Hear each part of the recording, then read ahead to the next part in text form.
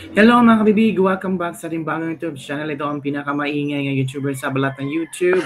Ako si Kabibig, maglabag-labag na with evidence. So alam nyo ba kabibig, para yatang namimiligro ang posisyon ni Ombudsman Boyeng Rimulya. Kasi posibleng sasampahan siya ng kasong perjury dahil sa pakipag-usap niya sa ICC.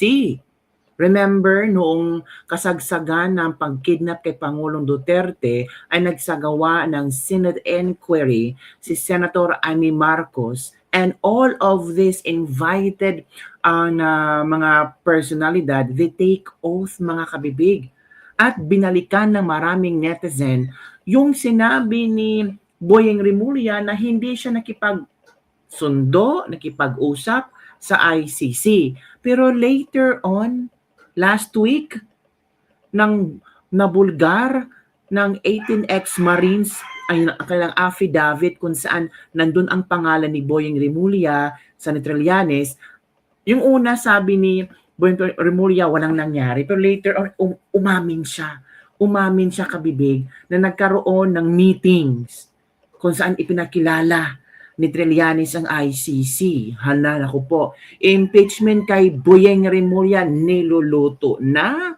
Nako, ano ito gagampanan? Pero sabi ng iba, hindi yan may impeach. Ay, kasi hawak nila ang gobyerno. Sino ba ang nagpaupo kay Boyeng bilang bagong ombudsman? Di ba si BBM? Hahayaan ba ni BBM na ma-impeach yan si Boyeng? Kung ma-impeach yan si Boyeng, nako, delikado na si BBM. O, di ba? Ang bagong ang NBI director ngayon, nako, close this ni BBM. Ay, yun na kabibig. Pakinggan natin itong latest news ngayon kabibig ha. Pakinggan natin na sasampahan ba daw ng perjury case si Ombudsman Boyeng Rimulya. Ito muna kabibig ang ating unang pakinggan ha. Naku, grabe. Trending na trending ito kabibig. Makinig tayo ha. Ito. Perjury case si Ombudsman Boyeng Rimulya matapos pag-amin ang pag-amin nitong sihan para masampahan ng perjury case si Ombudsman Boyeng Rimulya matapos pag-amin ang pag-amin nitong nakipag-usap siya sa mga investigador ng ICC. Sa Senate hearing kasi noong nakaraang taon, sinabi ni Rimulya na hindi raw ito nakikipagtulungan sa investigasyon ng ICC. Narito balita ni Margaret Gonzalez. Muling inulit ni Ombudsman Boyeng Rimulya ang kanyang pag-amin kamag-ailan at totoo siyang nakipag-usap noong nakaraang taon sa mga investigador ng International Criminal Court o ICC. Ang pakikipag-usap ni Rimulya sa kanila, una nang ibinyag ang 18 dating sundalo. I was SOJ, it was about witness protection. And there are Filipinos who testified or will testify in the ICC. And they have to be kept safe. And they were asking for help. Can we refuse them? We cannot refuse them. Alam ko nun, tatlo lang yung nakabantay ron sa mga ICC ron. Matatandaan na sa investigasyon ng Senado noong nakaraang taon kaugnay na umano'y illegal na pag-aresto kay dating Pangulong Rodrigo Duterte. Sinabi ni Rimulya na hindi ito kailanman nakipag-usap sa mga taga-ICC. Dahil naman sa pagbabago ng pahayag ni Rimulya, ayon sa abogado ni dating Pangulong Rodrigo Duterte sa ICC case sa Korte Suprema na sa Attorney Islito Torion, posibleng maging basihan ito na pagsasampa ng kasong perjury. The testimony of then DOJ Secretary Rimulya was under oath. No, it was before a Senate proceedings, and I clearly remember na sinabi niya doon na hindi nakikipag-ugnayan yung gobyerno. That may be a ground for a perjury or other appropriate cases, false testimony, no, in other proceedings. Maaari rin anya ito maging basehan para mapa-impeach si Rimulya dahil sa betrayal of public trust. Pero sa mga panahong ito, baka hindi anya umubra sa Kongreso ang reklamo. Pero ang tiyak, gagamitin ng kampo ni FPRRD ang naging pag-amin ni Rimulya para sa kanilang apilang injunction para sa dating Pangulo sa Supreme Court at upang mapahinto ng kooperasyon ng gobyerno sa ICC dahil hindi na tayo miyembro ng Rome Statute. Una, nagpapasalamat ako sa kanya kasi we have been trying to secure evidence that the government has been cooperating with the ICC even if we are no longer a party to the Rome Statute. Yung declaration niya is our evidence, one of our main evidences to prove na yung gobyerno talaga natin ay nakikipag-ugnayan sa ICC even if hindi na tayo party. Samantala sa abogado naman ng kampo ni dating Pangulong Duterte sa kaso nito sa The Hague, Netherlands, sinabi ni Atty. Martin Decla na kinabigla niya ang naging pag-amin ni Remulla dahil paulit-ulit na sinasabi ng Marcos government na hindi sila makikipagtulungan sa International Tribunal. At ang ganyang pag-amin ay pagpapakita lang na mas dapat investigahan ang mga ibinunyag ng mga dating sundalo. Doon sa mga nagsasabi na kwento-kwento lang, hindi paniwalaan, why dignify it with a Senate investigation? Yan, really, it bugs me why they're not going to proceed with such damaging, serious allegations. At hindi lang po ito salita. May mga pictures na kasama. Yun. So magsalita na yung as it turned out, imbis na magsalita, nagsampa pa ng kaso against the affiants. No? I'm referring to the former military personnel. So mahirap talaga pag titindig ka para sa katarungan or accountability. And if they're looking for, in order to address impunity in this country, I think this is one hell of a case to investigate and address the issue of impunity in this country. Para sa Diyos, Yan na, kabibig. Parang niluwa sila lahat. It's your words against yours. Mas mabuting umalis siya sa pagiging ombudsman. Pinapakita lang niya na may conflict of interest applying for her position like ombudsman at may kaso pang hindi na-resolba. Nakakayang inapprove at inappoint pa ni BBM from Love and Miss. Huwag kami, nahalata na namin na naman na pinapadala nyo siya sa ICC kasi hindi nyo kaya pag dito lang sa Pilipinas gawin. Pagtapos ma-interview si Duterte sa Senado, hindi nyo kaya ginawa nyo lahat ng mga pagtraidor, kinausap nyo ICC para madala si Duterte sa ICC. Tingnan nyo naman ang mga nagreklamo kay Duterte pumunta sa ICC, sino ang nagbigay sila ng pera. Hindi basta-basta pumunta siya, yan doon sa ICC, ang mahal ng gas doon. Sino ang nagbigay sa kanila ng pera? Lahat nyo kung totoo. Yan, pwede na ba yung maging basihan para matanggal sa pwesto? Better for him. Yung traidor na huli sa sariling bunganga, yun kabibig. Yun ang mga komento ng ating mga netizen. Ang traidor daw ay yan ito impeachment laban kay Boyeng, Ombudsman Boyeng. Umiinit ang usapin kaugnay ng posible ng impeachment laban kay Ombudsman Boyeng Remulla matapos umano ang kanyang pag-amin na nagkaroon siya ng pakikipag-ugnayan sa mga investigador ng ICC nung siya ay Secretary of Justice. Forthwith dapat, pakibilisan nyo pa rin para patas ang laban. Go, sabi ng mga netizen. Forthwith, agad-agad. Push na yan, let's go. Go, umpisahan na. Sa 2028 pa yan mai-impeach. Crocs at the Congress will most likely block it. Lord, baka naman po, sobrang na sila. Pwede ako ang mag-volunteer na mag-file lang sa House of Representatives. Basta sure lang na may mga mag-i-endorse. Pwede na ako mag-file ng disbursement case laban sa kanya sa Supreme Court. From Bong Gonzales. Yung kabibig.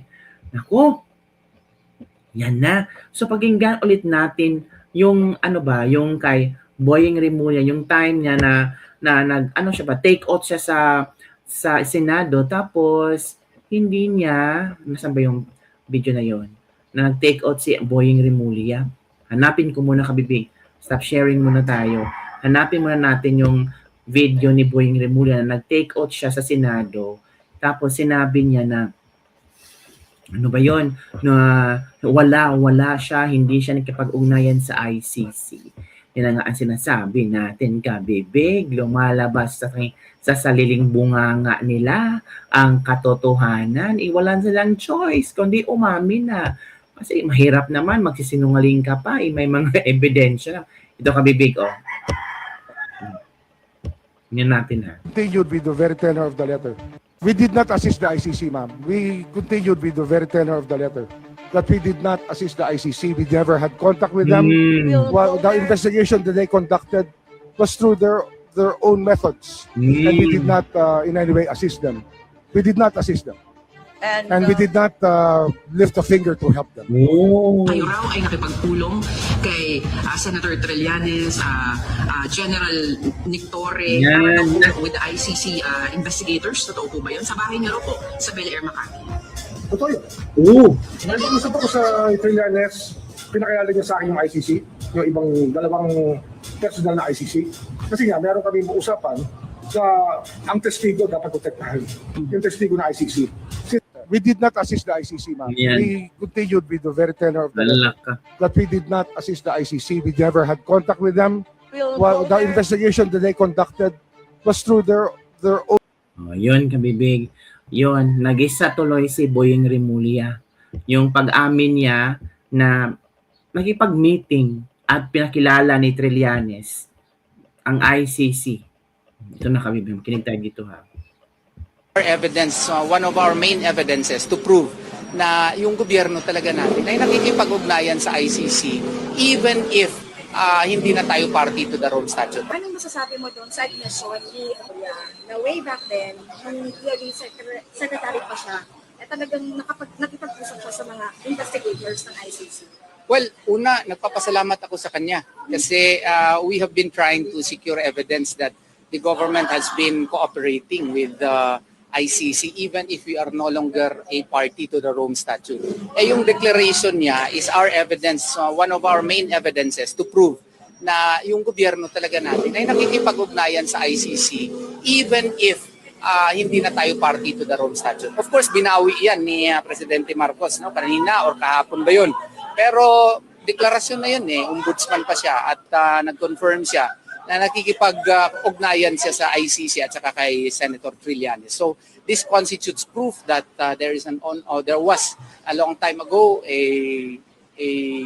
an action on the part of the government to cooperate with the ICC even if we are no longer a party, and that would be used by this representation in our manifestation and motion to the Supreme Court for the issuance of injunctive relief na sana tigilan na, mag-issue na sana yung Korte Suprema ng order directing the government to stop all of these actions, and sana may ipalabas rin na order yung Korte Suprema na i-require yung Executive Department to file appropriate motions doon sa ICC na ipaalam doon na mali yung pagkadakip po at pagkidnap kay Tatay Digong. Tapos way back sa isang Senate hearing na sinabi ni Ombudsman Boyeng Rimulya na never silang nag-assist, never Yan. silang nakipag-usap. Kaya nga And then, itong recent statement niya, in-admit niya, is that a ground for perjury na pwedeng habulin ng Senate? Ang bilis ng piniprepare na namin yan ngayon. So, the testimony of then DOJ Secretary Rimulya was under oath. It was before a Senate proceedings, and I clearly remember na sinabi niya doon na hindi nakikipag-ugnayan yung gobyerno. Pero yung declaration niya recently na yun pala, totoo palang nakikipag-ugnayan sila, that may be a ground for a perjury or other appropriate cases, false testimony, no, in other proceedings. So, as to whether or not we will file cases, abangan ang susunod na kabanata. Yan na. Delikado si Boyeng. Please file the case. Laban at Torion para kay Tatay Digong yan. Sana matuloy na si Boyeng. Matuluyan na si Boyeng. Good yan. Huwag na nating hayaan muna ang mga opisyal na mangluloko. It's about time. Siguro dala sa mga gamot ni Boyeng kaya ganyan siya magsalita. Buti nga may ebidensya pwedeng gamitin laban kay Boyeng. Ito pa. Dapat dyan i-quaranto si Rimulya. Same kay Sereno. Paimbestigahan din dapat kung saan kinuha ang pinambayad sa airplane papuntang ICC. Yes. Ito ang mag-brotherhood lang nagpatakbo sa gobyerno ng Pilipinas, hindi si Marcos, kasi malaki ang ambisyon mga yan. Salamat yung hinahina na silang mabisto. So yun po ang ilang mga komento ng ating mga netizens. So yun kabibig. Yun ang ating pinag-uusap-usapan ngayon. Do you think si Boyeng Rimulya ma-impeach yan? Pero for me parang mahirap kasi BBM admin ngayon. So mahirapan. Pero kung si BBM is for the truth and isisigaw ito ng maraming Pilipino, posibleng mangyari yan, 'di ba? Pero sabi ng iba, kada yung bibig kasi sa Kongreso pa lang, ipa-block na nila yan. Hindi niya ipapatuloy sa sampahan ng perjury. Baka mangyari yan pag uupo na si BP Sara 2028. Posible kabibig na ma-impeach itong si Boyeng Rimulya. Magkaroon ng hearing sa impeachment ni Boyeng Rimulya kung si BP Sara na ang upong presidente sa 2020. Posible yan. Kasi kung si VP Sara na, itong mga nagkari-harian ngayon ng mga kongresista, matatakot na yun, hindi na yan magpapa-interview. Or baka maging balingbing na rin yan. Pero mas mabuti ito nangyari ngayon, no? Kasi makikilala ni VP Sara kung sino yung mga balingbing ng mga kongresista, balingbing ng mga senador, kung sino yung taong nagbudhi sa kanila, di ba? Nagsaksak patalikod sa kanila. Yun lang, kabibig. So, yun lang atin dito sa Libak-Libak Friday. Mai-impeach kaya ito si Boying Remulla or masasampahan ng perjury? Ay, hintay tayo sa mga latest updates. Yun lang. Don't forget to like, subscribe, and share this video. Bye everyone. See you next time.